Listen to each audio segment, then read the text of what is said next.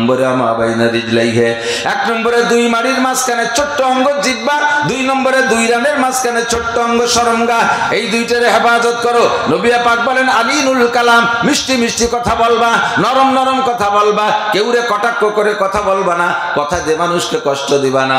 2 নম্বর ওয়াজ, 3 নম্বর ওয়াজ, 1 নম্বরে আতিমুত তাম, 2 নম্বরে আলীনুল কালাম, 3 নম্বরে আফসুস সালাম, 1 নম্বরে আলী আতিমুত তাম, 2 নম্বরে আলীম, 3 নম্বরে আলীনুল কালাম, 4 নম্বরে সল্লু বিল লাইলি ওয়ান নাস নিয়াম। মানুষ যখন ঘুমিয়ে থাকবে তুমি সেই সময় একটু উঠে যাও।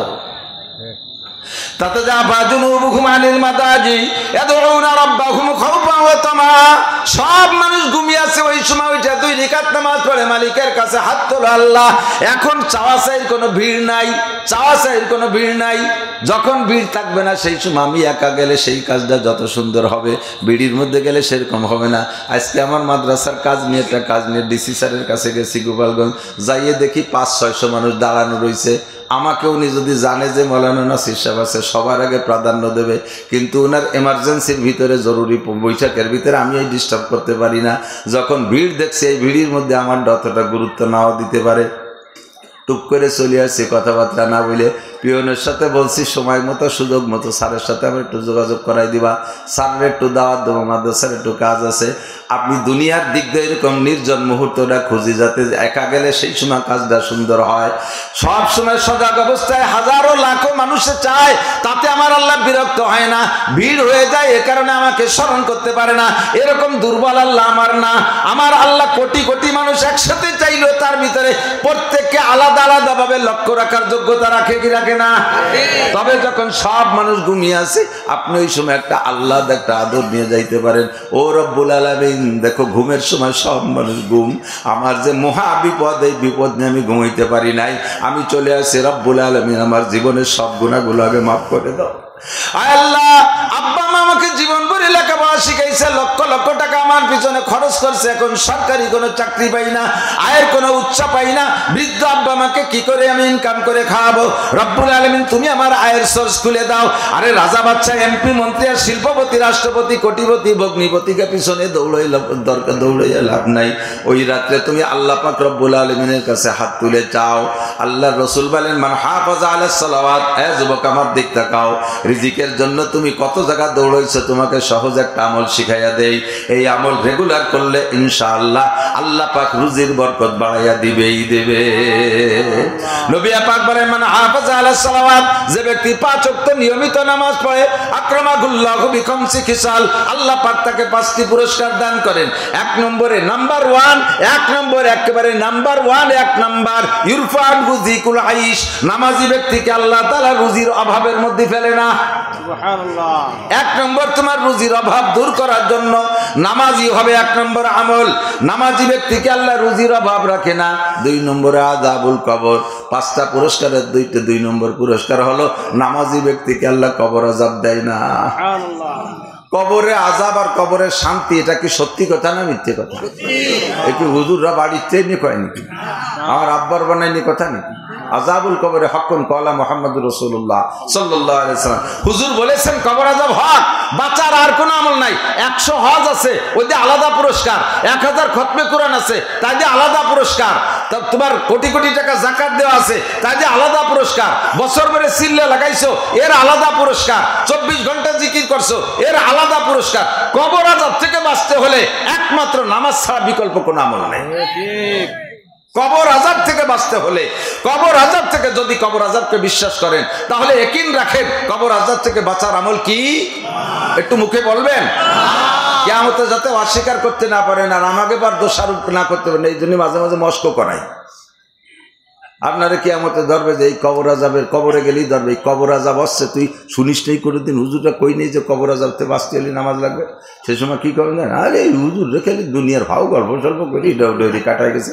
আল্লাহ চেনো না তুমি আমি কত ভালো বলো। যদি হুজুর রাখালি নামাজের কথা একটু টাইট করে কত, তাহলে কি আমি নামাজ না পড়ি ছাড়ি? আমি কত ভালো মানুষ জানো না, ফেরেশতারা কত তোমার সুফা খসা গেল। তুই ওই জায়গায় নামাজের কথা, নামাজে কবর আযাব থেকে বাঁচায়, এই কথা তুই নিজে মস্ক করছিস। বিশ্বাস না, ইকরা কিতাবাকা, তোর কিতাব খান খুলে দেয়। দেখ তোর কিতাব খুলে দেখ, কাফা বিনাফসিকা আল-ইয়াওমা আলাইকা হাসিবা। আজকে হিসাবের জন্য তোর আমলনামায় যথেষ্ট সব আমলনামায় লেখা আছে। জোরে বলেন আছে না নাই? আমলনামা খুঁজে বের করতে আপনার কোনো স্টিলের আলমারি খোঁজা লাগবে না, দুনিয়ার কোনো কিরানিয়ার মোহরি লাগবে না।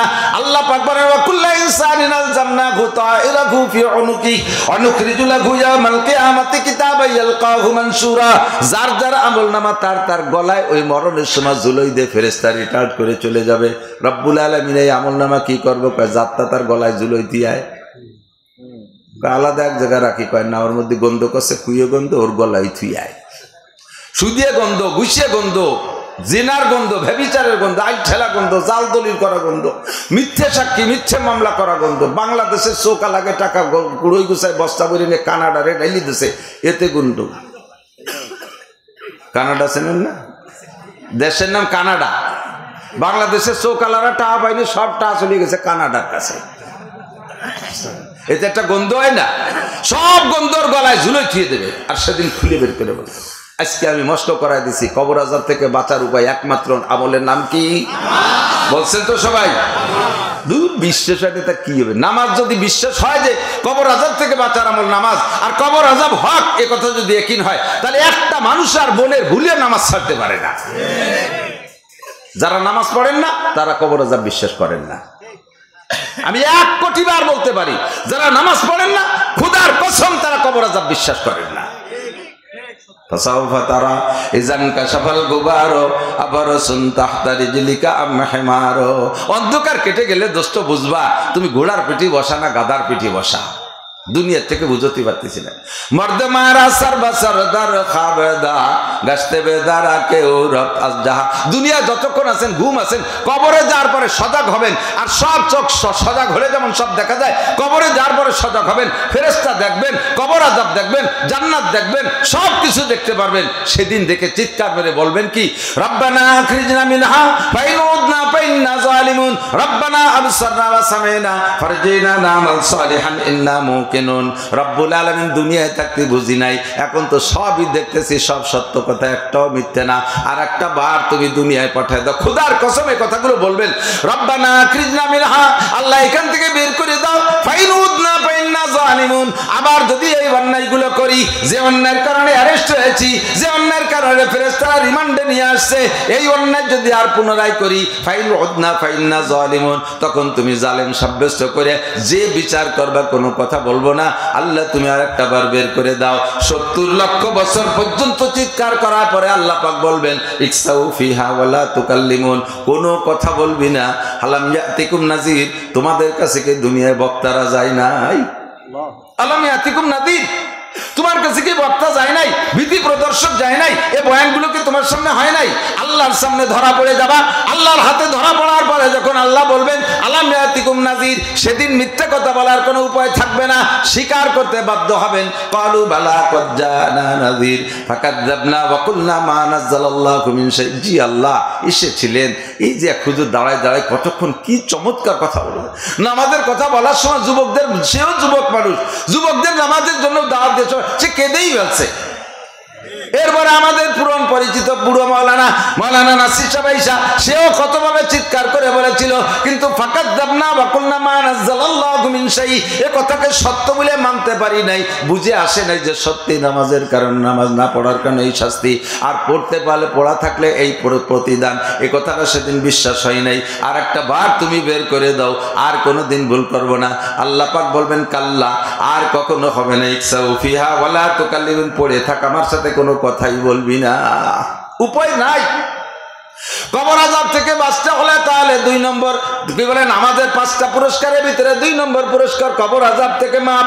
3 নম্বর পুরস্কার হলো ইউতিহিল্লাহু কিতাবাহু বিয়ামিনি। এ ভাই ভালো করে মনে রাখেন, কিয়ামতের ময়দানে ডাইন হাতে আমলনামা ছাড়া কোনো উপায় হবে হবে বিশ্বাস হয়? ডান হাতে আমলনামা পাওয়ার জন্য আপনার 100 হজ যদি থাকে, ডান হাতে আমলনামা পাবেন না। 1000 খানি উমরা আছে, তাও ডান হাতে আমলনামা পাবেন না।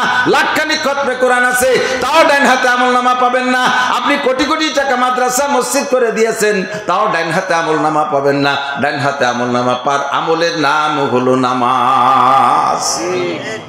নবী পাক বলেন কিয়ামতে ডাইন হাতে আমলনামা পাইতে হলে লাগবে নামাজ। আপনি কবেন মনে মনে ভাবতেছেন বাম হাতটাকে পকেটের মধ্যে থুয়ে দেবো, আমলনামা আসলেও ধরব না। তোমার ধরা লাগবে না দুদু, আঁকড়ে মুড়াইয়া উল্টো পাশে ঘুরাইয়া বুকের মধ্যে দিয়ে ঢুকাইয়া ওই পাশে বাম হাত বের করে ওই দিয়ে তোমার দেওয়া হবে আমলনামা। নিবানা যাবা কোথায়? ফাইনাল মাফার, কোথায় যাবা? যাওয়ার জায়গা আছে? ইন্টারনেটে দাবর দিলে দেশের সরকার চলে গেলে ইন্ডিয়া পাকিস্তান বিভিন্ন জায়গায় যে যারা থাকতেছে আমাকেও যদি আরো আপদ বিপদ আসে সরিয়ে চলে গেলাম, কিন্তু ওই মাঠেতে তো সারিজার কায়দা নাই, আছে আছে কোনো জায়গা নাই। কাজী ডাইন হাতে যার আমলনামা আসবে সেই পার পাবে। এবার ডাইন হাতে আমলনামা মানে জান্নাতের সার্টিফিকেট। বলেন আল্লাহু আকবার। পাইতে হলে লাগবে কি? জোর হলো না? 5 ওয়াক্ত নামাজ। নামাজ মানে কি? মাঝে মাঝে 1 ওয়াক্ত, 5 ওয়াক্ত নামাজ মানে কি? 2 দিন নামাজ খালি 5 ওয়াক্ত নামাজ, 5 সালাওয়াত, 3 ওয়াক্ত নামাজ। 3 নম্বর পুরস্কার। 4 নম্বর পুরস্কার ডান হাতে আমলনামা পাইয়া এবার আপনি বলবেন ও ফেরেশতারা জান্নাত কোন দিক দেখায় দাও। এবার ফেরেশতারা বলবে এই দিক দিয়ে জান্নাত। কদ্দূর আগে দেখবেন বিশাল এক নদী, তা পার হওয়ার কোনো কায়দা নাই, খিয়াও নাই, নৌকো নাই, ফেরিও নাই, এরকম বড় একটা ব্রিজও নাই। সিকুড একটা পোল আছে, নাম তার সিরাত। নাম কি? সিরাত, পুল সিরাত, নাম হলো সিরাত। বলতে যেমন লাগতেছে বাস্তবে এরকম। 30,000 বছরের পর। 30,000 বছর মানে কয় বছর? 30,000 মানে 2 বছর। 30,000 মানে 30,000। উঠতে এভাবে 10,000 বছর উঠতে হবে। সমতলে 10,000 বছরের পর চলতে হবে। নামতে হবে আর 10,000 বছরের পর। আমাদের দেশে মাঝে মাঝে বাঁশের সাঁকো দেয় না, চার দেয় না খালের উপরে। যদি নিচের পাততলের বাঁশখান একটু দুর্বল হয় তাহলে দেখা যায় উপরে ধরার খান কেমন আছে, তলের খান ভেঙে গেলে ওদের ঝুলতে ঝুলতেও ফাঁসে চলে যাচ্ছে। এই বুলসিরাতের এই জায়গা যাই এদেশে দর্নার বাস্ত নাই, আর নিচের দাদা তার মধ্যে পাও দেওয়া যায় না। চুলের চাইতে চিকুরার হীরার চাইতে দাঁড়, ওর পর পাও দিলি কাঠি বুড়িয়ে যাবে। বয়তে আমলনামা যদিও ডাইনাতে আছে, আবার ফেরেশতারা কইছে গাং পার হয়ে উপার যাই, ওই পদ্মা পার হয়ে মাওয়াইদে যাওয়ার আদি সাইডে যাও, উপার না গেলে ঢাকা যাওয়া যাবে না। এই জান্নাতে নদীর উপার পার হবে কিভাবে? ভয়তে আমলনামা ধরে চুপ করে বসে পড়ছে। আল্লাহ তাহলে আর আমাকে কপালে বেচতে নেই, ডাইনাতে আমলনামা পাইছি, এই জায়গা বেশি কিনে তুই একদিন ছড়িয়ে তুই সব বন্ধুরই বসে এমন কাজ বসে থাকলে তো কাজ হবে না, জাতি তো আবার হবেই। কিভাবে? চোখ খুলে দেখা যায় ওই পাশে চলে গেছে, কোন ভাগে তার টেরও পাবেন না। চোখ খুলে দেখবেন যে আপনি ওই পাশে। এর নাম হলো বিদ্যুৎ গতিতে পার হবেন। পুলসিরাত পার হওয়ার জন্য 100 হজে কাজ হবে না, 1000 খানিক উমরায় কাজ হবে না, লক্ষ কোটি টাকা দান করলে পুলসিরাত পার হওয়ার কোনো উপায় নাই। পুলসিরাত পার হওয়ার একমাত্র আমলের নাম হলো মস্ক হয়েছে ভালো করে।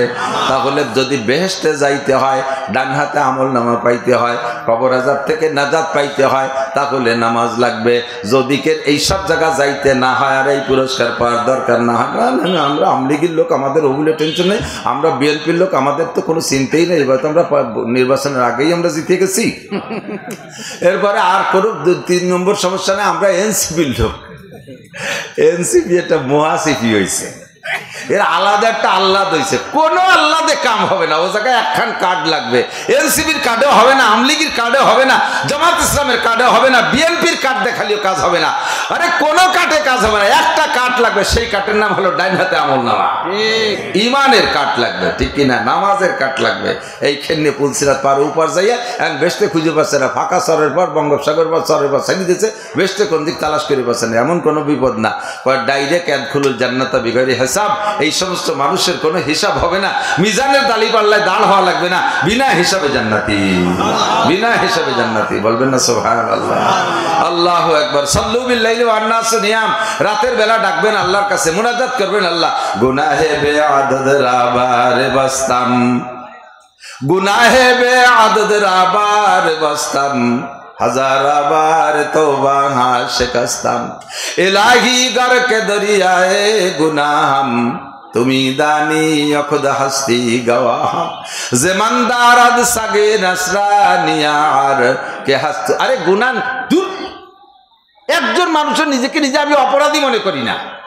প্রত্যেকটা মানুষের স্বভাব, আমি কোনো গুনাহই করি না। গুনাহ তো করে মাঝি কাকা, গুনাহ করে লালটু, গুনাহ করে বল্টু, উনি সাপ দোয়াতে তলি রাটি। কয় যে ওরকম আকাম আমরা করি না, নামাজ না বললি কি ওরকম আকাম আমরা করি না। হয়তো বেশি বেশি একটু সুদ খাই, সুযোগ পাইলে একটু ঘুষ খাই, মাঝে মাঝে একটু সপ্তাহে 2 বার একটু গাঁজা বা খাই, তেমন আকাম করি না।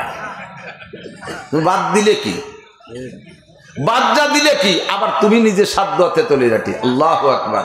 নিজেকে নিজে গুনাহগার মনে। কাসেম নানুতুবি রহমাতুল্লাহ আলাইহি আমাদের এশিয়া মহাদেশের ভিতরে সবচেয়ে প্রবীণ, সবচেয়ে বড় কওমি মাদ্রাসা দারুল উলুম দেওবান প্রতিষ্ঠাতা কাসেম নানুতুবি রহমাতুল্লাহ আলাইহি। উনি একদিন মোনাজাতের ভিতরে কাঁদতেছে কইয়া, রাস্তায় একটা কুত্তো দেখে, কুত্তরে দেখে বলতেছে জেমানদার সাগে নাসরানিয়া। ওই কুত্তটা ছিল এক নাসারা খ্রিস্টানের কুত্তো। উনি নিজেরে নিজে ধিক্কার দিচ্ছে, এ কাসেম তুমি অনেক কিছু নাও, জেমানদার সাগে নাসরানিয়ার কে হাসতুবে গুনাহ মান গুনাহগার। আমি ওই নাসারার কুত্তর সে খারাপ। শুনলে আজীব হবেন। কে বলতেছে? কাসেম নানুতুবি। কাসেম নানুতুবি কে? আহমদ শফি সাহেবের উস্তাদ হুসাইন আহমদ মাদানী। হুসাইন আহমদ মাদানী রহমতুল্লাহ আলাইহির উস্তাদ মাহমুদুল হাসান দেওবন্দি। মাহমুদুল হাসান দেওবন্দির উস্তাদ কাসেম নানুতুবি। আশরাফ আলী থানভী, তারপরে ইলিয়াস রহমতুল্লাহ আলাইহি, জাকারিয়া রহমতুল্লাহ আলাইহি, এর কয়জনের নাম? হাজার হাজার লক্ষ লক্ষ এরকম বিশ্ববিখ্যাত হক্কানি উলামায়ে কেরামের গুড়ার মুরব্বির নাম কাসেম নানুতুবি রহমতুল্লাহ আলাইহি। যিনি রাতের বেলা স্বপ্ন দেখছে রাসূলুল্লাহ সাল্লাল্লাহু আলাইহি ওয়াসাল্লাম ওনাকে লাঠি দিয়ে দাগ দিয়ে দেখাই দিয়েছে, এইটুকুর মধ্যে মাদ্রাসা করো। সকালবেলা উঠে দেখে যে সেই জায়গায় দাগ পড়ে রয়েছে। এই মানুষটা নিজেরে নিজে কয়, কাসেম তুমি কে জানো? তোমাকে দেখে ওই নাসারার কুত্তরাও ঘৃণা করে, কারণ ওই নাসারার কুত্তদের কোনো আমল নামা নাই, তার মধ্যে একটা সগীরে কবিরে লেখা নাই, আর তোমার আমল নামার মধ্যে সগীরে কবিরে সব লেখা রয়েছে। কাজেই তুমি নাসারার কুত্তর চাইতে ভালো, খারাপ। এই কথা যদি কাসেম নানুতুবি কয়, তাহলে আমার কি কওয়া উচিত কন্ত দেখি? আমি কি গুনাহ করি নাই? হুজুর বলেন সাল্লু বিল্লাইলি ওয়ান নাস নিয়াম। হে নারী আর পুরুষ, মক্কি মাদানী, হে মুহাজিরিন আর আনসার, তোমরা রাতের বেলা উঠে আল্লাহর কাছে কান্নাকাটি করো। উদউ রাব্বাকুম তাদাররুয়া খুফিয়া, গোপনে গোপনে একা একা নির্জনে মালিকের সাথে যোগাযোগ করো। আরামের শান্তির বিছানায় ছেড়ে দাও। তাতে জাফা জুনুবুহুম আনিল মাদাজি ইয়াদউনা রাব্বাহুম খাওফান ওয়া তামা। মুমিন আর খাস আল্লাহওয়ালা বান্দাদের আলামত হলো শান্তির বিছানাকে লাথি মেরে ফেলে দিয়ে শেষ রাত্রে উঠে 2 রাকাত নামাজ পড়ে মালিকের সাথে একটু যোগাযোগ করে এই কামগুলো করো। অন্য হাদিসের মধ্যে আছে হুজুর আরেকটা কথা বলেছেন, ওয়াসিলুল আরহাম। ওয়াসিলুল আরহাম, ব্যক্তিত্ব বন্ধন ঠিক রাখো। খেয়াল করেন এদিকে খেয়াল করেন। হুজুর বলেন সিলমান কথা আকা ওয়া হু আমান জালামাকা ওয়া আতি মান, সিলমান কথা আকা ওয়া হু আমান জালামাকা। আরেকটা শব্দ ভুলে গেছে। হুজুর বলেন যে তোমার সাথে ভ্রাতৃত্ব বন্ধন কেটে দেয় তার সাথে বন্ধন করো, সিলাই রহমি করো, ভ্রাতৃত্ব বন্ধন ঠিক রাখো। দূর খেয়াল করতেছেন, এদিকে খেয়াল করতেছেন, অপ্রয়োজনীয় মনে করতেছেন। এটা রসুলের ওসিয়াত, বিদায় লগ্নের ওসিয়াত। সিলমান কথা আকা। আমরা সম্পর্ক রাখি কার সাথে? যে আমার সাথে সম্পর্ক রাখে আমি তার সাথে রাখি। আর হুজুর বলেন যে সম্পর্ক কেটে দেয় তার সাথে রাখো, তার সাথে সম্পর্ক গড়ো। বাড়ির 5 কেজি মিষ্টি নিয়ে গেছেন, আপনি বললেন আপনার স্ত্রীকে বললেন, ওই মাইজে ভাইয়ের ছেলে মেয়েকে কটা দাও, মেয়া ভাইয়ের ছেলে মেয়েকে কটা দাও, বর চাষি ভাইসি আছে ওনারে কটা দাও, এইভাবে করে দিয়েছেন আপনি। আপনার বউ কাকে, তোমার হুকুম মতো দিবানি, আনার দায়িত্ব তুমি আনছো, দেওয়ার দায়িত্ব আমার, এখন কেশিয়ার আমি। তাকে দেওয়া যাবে না? না না, সেদিন তার জামাই এসে আমার ছেলে মেয়েকে সামনে মিষ্টি খাইছে, আমাকে দেই নেই। যদি তারা দিত তাহলে আজকে দিতাম। এর নাম হলো তারা যদি সম্পর্ক রাখে তাহলে রাখলাম। তারা দাওয়াত দিচ্ছে আমিও দাওয়াত দেব, তারা আমাদেরকে দেশে আমরা তাকে দেব, তারা আমারে ভালো খায় আমি তারে ভালো খাবো। এটা তো স্বাভাবিক, এটা তো নর্মাল, এটা তো করা লাগে না, এ তো হয়েই যায়। কিন্তু হুজুর বললেন যে সম্পর্ক রাখতে চায় না তার সাথে সম্পর্ক গড়ার চেষ্টা করো। যে তোমার এরকম দেয় না তারে তুমি দাও, তাহলে নফসের সাথে জিহাদ হবে। ওয়াফু আম্মান যালামাকা ওয়া আহসিন ইলা মান আসা ইলাইক। পাইছি মনে পড়ছে 3টা। হুজুর বললেন 1 নম্বরে সিলমান কথা আকা, ভ্রাতৃত্ব বন্ধন করো, ওই হাদিসের মধ্যে আছে। 3 নম্বরে 2 নম্বরে আরেকটা কথা হলো ওয়াফু আম্মান যালামাকা, যে তোমারে জুলুম করে অত্যাচার করে তারে তুমি মাফ করে দাও, তাকে তুমি মাফ করে দাও। এটা বড় কঠিন ব্যাপার। সুযোগ পালি মাফ, 1 ঘুষিতে 3 ঘুষি পয়দা হবে, ঠিক না? আমরা প্রতিশোধ এইভাবে নেই। শুনতেছি একদল কয় যে আমাকে যতগুলোরে ফাঁসি দিয়েছে আর জেল খাটাইছে, যদি একবার জাতিবাড়ি সংসদ এক একজনের পরিবর্তে 100 জনের এই বিচার করব। আগের থেকে দাঁতে দাঁত দিয়ে বসে রয়েছে। আল্লাহ যদি খেপে যায় রে দুদু, তোমার জাতি নাও দিতে পারে। কথা কন না কেন? কথা বলেন না কেন? এমন এক প্যাসে ফেলাই দেবে যেই প্যাসের কারণে তুমি একেবারে 7 দরবা 1 ইঞ্চি মাত্র আছে, এই 1 ইঞ্চি থেকে স্লিপ করে 7 তবক জমিনের নিচে ডাবাই দিতে পারে। পারে কি পারে না? ক্ষমা করার চেষ্টা করো। ও আতি আম্মান লাম ইউতিক, আর তুমি তাকে দাও যে ওয়াহসিন ইলা মান আসা ইলাইক, যে তোমারে ক্ষতি করে তারে তুমি উপকার করো, যে তোমারে ক্ষতি করে তারে তুমি উপকার করো। হুজুর আলাইহিস সালাতু ওয়াস সালামের মাদানী নসিহত প্রত্যেকে যেন বলতে বলতে সরে চলে আসছি। আলীরুল কালাম, মিষ্টি ভাষায় কথা বলো, বেশি বেশি একে অপরকে সালাম করো, গভীর রাত্রে জেগে ইবাদত করো, 5 ওয়াক্ত নামাজ নিয়মিত পড়ো। পড়বো তো ইনশাআল্লাহ। এই ওয়াজের দিকে যাই রে, তো কিদে কিদে যেন কোয়ান্তে ঝরি চলে গেছি, স্লিপ করে এদিক ওদিক দেখালি দৌড়ে আসলাম। এদিক তাকান, মানুষের জীবনের একটা শুরু আর একটা শেষ আছে, আছে না নাই? আমাদের প্রবাদ বাক্য আছে, খেয়াল করেন, যার শুরু ভালো তার শেষ, যার শুরু ভালো তার, আর যার শেষ ভালো তার সব ভালো, যার শেষ ভালো তার সব ভালো। বহুত ভালো কাজ আমাদের পিছনের নেতারা করছে, বহুত ভালো কাজ করছে, শেষ ভালো না থাকার কারণে সব আমরা অস্বীকার করে হয়েছে। ঠিক কি ঠিক না? কিছু করে নাই, আর কিছু করে নাই, কিছু করে নাই, একেবারে কিছু করে নাই তারা বহু কিছু করছে, কিন্তু শেষ ভালো না থাকার কারণে সব আমাদের থেকে চলে গেছে। এই জন্যই বলা হয় যার শুরু ভালো তার শেষ ভালো, যার শেষ ভালো তার সব ভালো। আল্লাহ পাক রব্বুল আলামিন কোরআন শরীফের একটা আয়াত আমারে শুরু এবং মধ্যম এবং শেষ 3টে জিন্দেগির ইশারা করেছেন। প্রত্যেকটা মানুষ, আমরা জীবনে 2-4 বার মানুষ মাটি দিছি না? আপনারা মানুষে মাটি দিয়েছেন? মানুষে মাটি দেন নাই, কবরে মাটি দেন নাই, এরকম কেউ আছেন নাকি? আমার মনে হয় নাই। আশা করি ছোট বড় সবাই এখানে যারা আছেন 2-4টে মানুষে মাটি দিয়েছেন। মাটি দেওয়ার সময় একটা দোয়া পড়েন না? কি পড়েন? মিনহা খালাকনাকুম ওয়া ফিহা নুঈদুকুম ওয়া মিনহা নুখরিজুকুম তারাতান উখরা।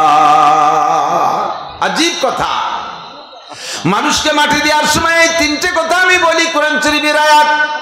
এই কথাগুলো ওই মরা মানুষের শোনানোর জন্য নয়, কারণ যিনি মারা গেছেন তিনি তো চলেই গেছেন, তারে পুরো 30 পারা কোরআন শরীফ পড়ে এখন যদি ওয়াজ করি 1 পয়সার কোনো লাভ তার হবে? ইজা মাতাল ইনসানুন কাতা আনহু আমালুহু, মানুষ মারা গেলে তার সব আমলের দরজা বন্ধ হয়ে যায়, কোনো আমলের দরজা তার খোলা থাকে না। আমরা মুসলমানরা এই সিস্টেম পালন করি না যে কবরে যাচ্ছে 1000 বছর থাকবে, 2খান কোরআন শরীফ দিয়ে দাও, বসে বসে পড়বে না, 2টো জায়নামাজ দিয়ে দাও, কবরে বসে বসে এতদিন কি করবে? নামাজ কালাম পড়বে না। একটা মোবাইল দিয়ে তো আর আমরা এমবি ভরে দেবো, ওর মধ্যে বসে বসে দেখবে না, এতদিন বসে কি হবে? এরকম নাকি? আমাকে ওই জায়গায় হিন্দু মারা গেছে, তার সে বলে মরার সময় ওসিয়ত করে গেছে যে মুসলমানকে মতো আমার মাটি দিস, পুড়াইস না। তো তার ছেলে মেয়েরা ওইভাবে সত্যি মাটি দিয়েছে, দেওয়ার সময় চাইরে না পয়সা, চাইরে না ছিলেন তো মুরব্বীরা, তো চাইরে না ছিলেন, 1 টাকা চাইরে 1 শিখি, চাইরে না পয়সা আর 2 প্যাকেট বিড়ি আর একটা মেজ আর একটা তাস দিয়ে দিয়েছে, 1 প্যাকেট তাস। যে বসে বসে এতদিন কি হবে, ওর মধ্যে বসে বসে কাজ করতে, বিড়ি খাবে আর তাস খেলবে। এমন কোনো ব্যবস্থা আছে নাকি কবরে? এই লম্বা একটা টাইম কবরে থাকতে হবে। ও দোস্ত, মানুষে যারা মাটি দিচ্ছি তাকে উদ্দেশ্য করে আমরা বলি মিনহা খালাকনাকুম। কথা তো আল্লাহর, কথা কার? আমাদের কথা, আমরা না কেল, আমরা নকল করতেছি। আল্লাহ পাক বলেন, হে মানুষ, মিনহা খালাকনাকুম, যেই মাটি তোমারে দেওয়া হচ্ছে এই মাটি থেকে তোমারে বানানো, এই মাটি থেকে তোমারে বানানো। অফিহা নুঈদুকুম, দুনিয়ায় কিছুদিন ঘুরে আবার তোমারে মাটির মধ্যে এনেই ছাড়বো, আর মাটি পর্যন্তই শেষ না। মিনহা নুখরিজুকুম তারাতান উখরা। খুব খেয়াল করতে হবে, দিক তাকান। আল্লাহ বলেন মিনহা খালাকনাকুম, মাটি থেকে মানুষ বানাইছে। কি থেকে? কি থেকে? মাটি থেকে। মানুষ দামি না ফেরেশতা দামি? হুজুর বলছে, খেয়াল করেন নাই? মানুষ দামি, মাটি কি বলে, ফেরেশতা দামি না মানুষ দামি? জিন দামি না মানুষ দামি? দুনিয়ার এমন কিছু নাই, এমন কিছু নাই আল্লাহ পাক রব্বুল আলামিনের পরে যে মানুষের চাইতে দামি আর কেউ। সমস্ত সৃষ্টিকে আল্লাহ তাআলা মানুষের খেদমতের জন্য বানাইছে। কাবা ঘরের চাইতে মানুষের দাম বেশি। হাদিসে আছে, যদি কোনো ব্যক্তি, কোনো মুসলমান আর এক মুসলমানের এগেনস্টে মিথ্যা সাক্ষী দিয়ে তারা বিপদগামী করে, কোর্টে যায় মিথ্যা সাক্ষী দিয়ে তারা বিপদগামী করে, সে কাবা ঘরকে শত্রুতাই করে 36 বার বাংলি যে গুনাহ, তার চেয়ে বেশি গুনাহ কামাইতো। আউযুবিল্লাহ। আমাদের দেশের মুসলমানরা তো মিথ্যে সাক্ষী দেয় না, মিথ্যে সাক্ষী দেয় না মিথ্যে সাক্ষী, মিথ্যে সাক্ষী জানেই না, সত্যি সাক্ষী জানেই না।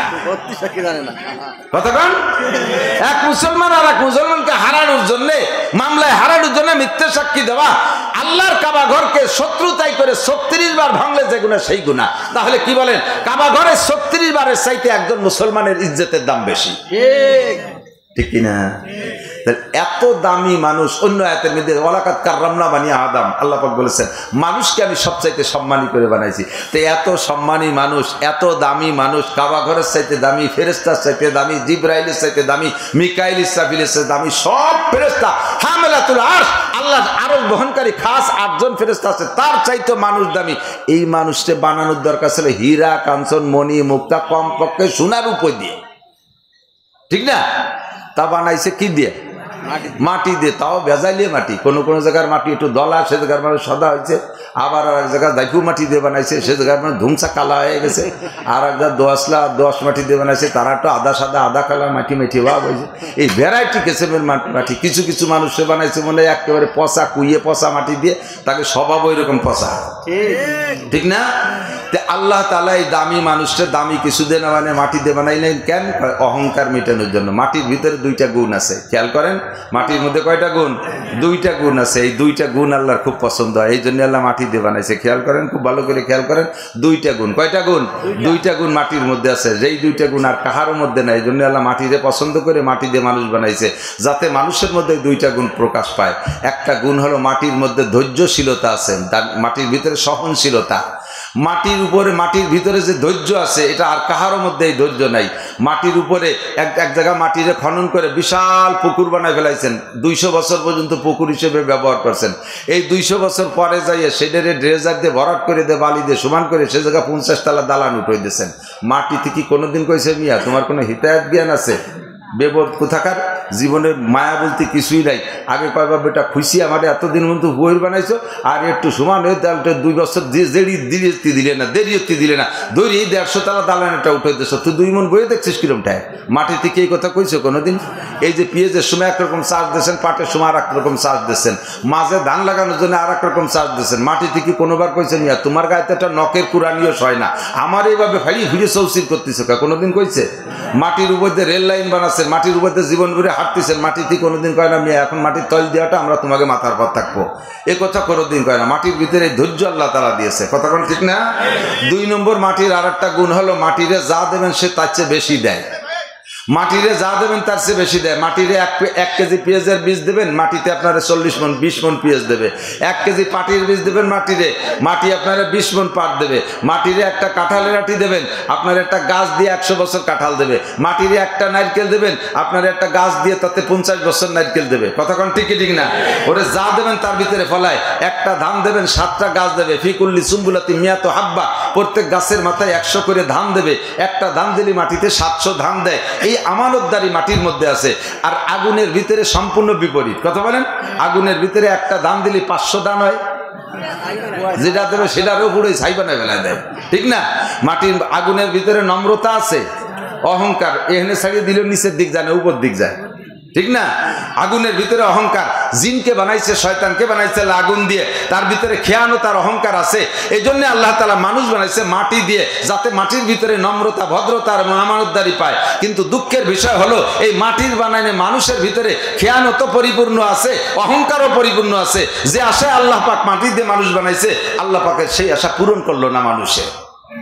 যুবকরা বেয়াদবি করে, এই যুবক থাম, জ্ঞান দেয়া লাগবে না, বাসা পাল্টায় দিছে।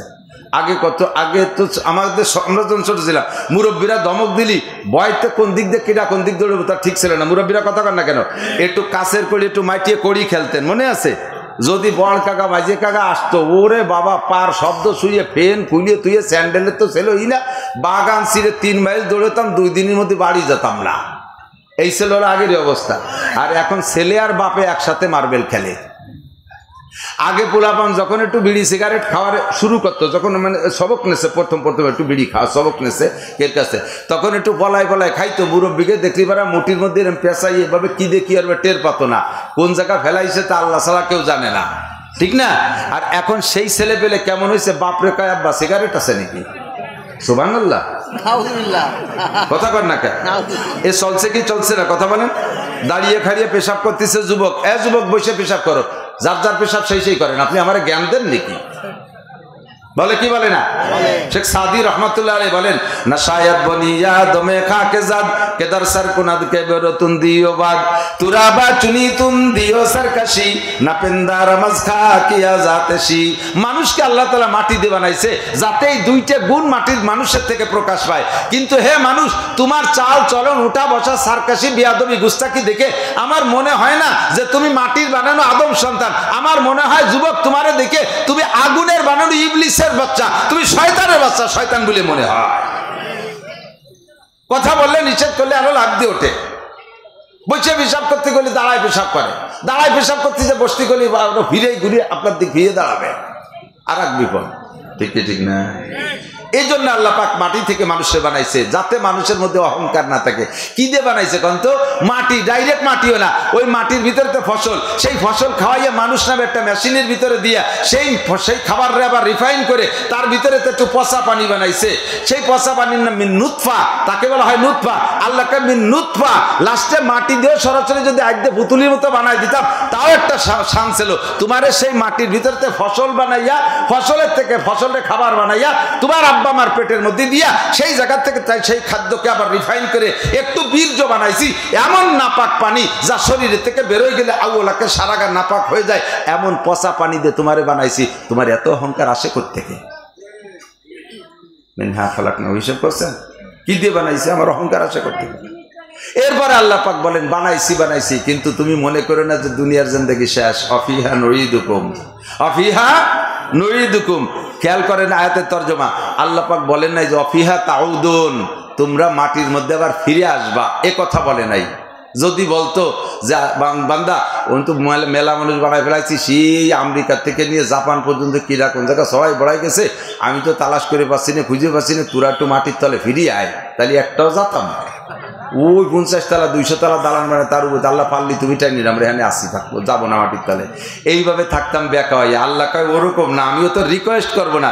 অবিহা নরিদুকুম, যে যেখানে থাকিস 100 তলা দালানের উপরে থাকলেও তাকে টান দিয়ে মাটির মধ্যে আনা হবে। গাছের উপরে উঠিস মাটির নিচে আনা হবে। বিমানে চলে থাকিস মাটির মধ্যে আনবো। চাঁদের দেশে চলে যাস মাটির মধ্যে আনবো। মঙ্গল গ্রহে চলে যাস মাটির মধ্যে আনবো। অফিহা নরিদুকুম, আমি তোমাদের অনুরোধ করে আসতে বলবো না, আমি মাটির মধ্যে এনেই ছাড়বো। প্রমাণ, রাজা বলেন, বাদশা বলেন, এমপি বলেন, মন্ত্রী বলেন, ডিসি বলেন, এসপি বলেন, সচিব বলেন, মহাসচিব বলেন, শিল্পপতি বলেন, কোটিপতি বলেন, কেউকে তার দালানে আল্লাহ থাকতে দেয় নাই, সবাইকে কান ধরে মাটির নিচে নিয়ে আসছে। আমি না অফিহা নরিদুকুম। এরপরে কয় আইসি মাটির তলে, যেহেতু আর তো বাইসে গেলাম, আর কোনো ঝামেলা নাই। আল্লাহ কয় অমিনহা নুকরিজুকুম, সেদিন সে জায়গা আল্লাহ তার বলেন নাই অমিনহা তাখরুজুন, তোমরা মাটির থেকে বেরোয় আসবা। হাসরের মাঠে আল্লাহ ডাক দিয়ে বলবেন না যে বান্দা কে কোন জায়গা মরছিস, মেলা দিন আগের থেকে মরামরি শুরু করছিস, আমি তো তালাশ করে পাচ্ছি না, কে কোন বাগানে আসিস, তোরা একটু উঠিয়ে আসো না, একটু উঠিয়ে আসো। এইরকম মিঠে কথা দিয়ে আল্লাহ উঠবে না। যদি উঠতে কয় নর্মালি একজনও উঠবে না, কারণ আল্লাহ যদি ডাক ওয়ানে ডাইয়ে নিয়ে কেরবেন তাতে ভালোই বুঝিয়ে ফেলাইছে, আকামজা করে মরছি, তাতে উঠলি ফাঁসার চামড়া থাকবে না, এই জন্য কেউ কোনোভাবে উঠবো না, গাতি মেরে পড়ে থাকবো। আল্লাহ কয় ওই ওরকম তেলাইয়ে উঠতে কব না, আমি নুকরি জুকুম বের করে ছাড়বো। কে কোন জায়গা আছিস ওখান থেকে উঠোই ছাড়বো। ঘাস যেমন গজা ওই রকম গজাবি। অমিনহা নুকরি জুকুম তারও তা নুকরা, আর একটা বার তোমাদেরকে উঠোই ছাড়বো। বিশ্বাস হয়? কথা কোন হয়? মোটেই না। এ কথা মজলিসি বলা লাগে তাই বলতেছেন। যদি আল্লাহর সামনে উঠতে হবে এই কথা শতভাগ বিশ্বাস থাকতো, আর উঠে যে যদি ফাঁকা উঠেছে আল্লাহ উঠেছে, উঠে নিয়ে ছাড়িয়ে দিয়েছে, যা যে যা পারিস করি বেড়া গিয়ে, এরকমও যদি একটা সুযোগ থাকতো তাহলে একটা কায়দা ছিল। কিন্তু সে জায়গায় আবার একটা কথা আছে, কয়লা রাসূলুল্লাহ সাল্লাল্লাহু আলাইহি সাল্লাম মা লা ইয়াজালু কদামা ইবনে আদম ইয়াউম, এই মজার জায়গা দিক, লা ইয়াজালু কদামা ইবনে আদম ইয়াউমাল কিয়ামাতি হাত্তা ইসালান আরবা। আল্লাহ উঠাইয়া 4টি ইমিগ্রেশনে আটকাবে। কয়টা ইমিগ্রেশন? 4টি ইমিগ্রেশন। ইমিগ্রেশন পর্যন্ত যারা বিমান চড়ছেন তারা জানেন ইমিগ্রেশন আছে। বিমানে এটা জায়গা বিশেষ পরিভাষার পার্থক্য। বিমানে ওঠার আগে 4টে চেকপোস্টের নাম রাখছে, 4টি ইমিগ্রেশন। 1 নম্বর ইমিগ্রেশন যদি বিদেশ যাইতে যান তাহলে 1 নম্বর ইমিগ্রেশন আপনার পাসপোর্ট ইমিগ্রেশন, পাসপোর্ট চেক হবে। পাসপোর্টে যদি আপনাকে পাসপোর্টের ভিতরে কোনো ত্রুটি দেখে, কোনোভাবে চুল পরিমাণ ত্রুটি দেখে, আর আপনাকে সামনে এক ইমিগ্রেশনে যাত্রী দেবে না, ওই জায়গা থেকে ব্যাক করবে। পাসপোর্ট ইমিগ্রেশনে আপনি পাস করছেন। 2 নম্বর ইমিগ্রেশন হবে আপনার লাগেজ ইমিগ্রেশন। লাগেজ ইমিগ্রেশনের ভিতরে ওর ভিতরে যদি কোনো দুষ্কৃতি কিছু পায়, খারাপ কিছু পাওয়া যায়, তাহলে আপনাকে ওই লাগেজ চেঞ্জ করবে। পাসপোর্ট ঠিক আছে যাইতে দেবে, কিন্তু লাগেজ রেখে দেবে, আপনাকে সামনে বাড়িয়ে দেবে না। 3 নম্বর ইমিগ্রেশন আপনার টিকিট ইমিগ্রেশন, আপনার টিকিটটা ঠিক আছে কিনা, নাকি আপনি বাসের টিকিটে বিমানে উঠতে যাচ্ছেন, ভুয়ো ফাইজলামি করতেছেন নাকি, এই জন্য টিকিট ইমিগ্রেশন। 4 নম্বর ইমিগ্রেশন হবে আপনার বডি ইমিগ্রেশন, পেটের মধ্যে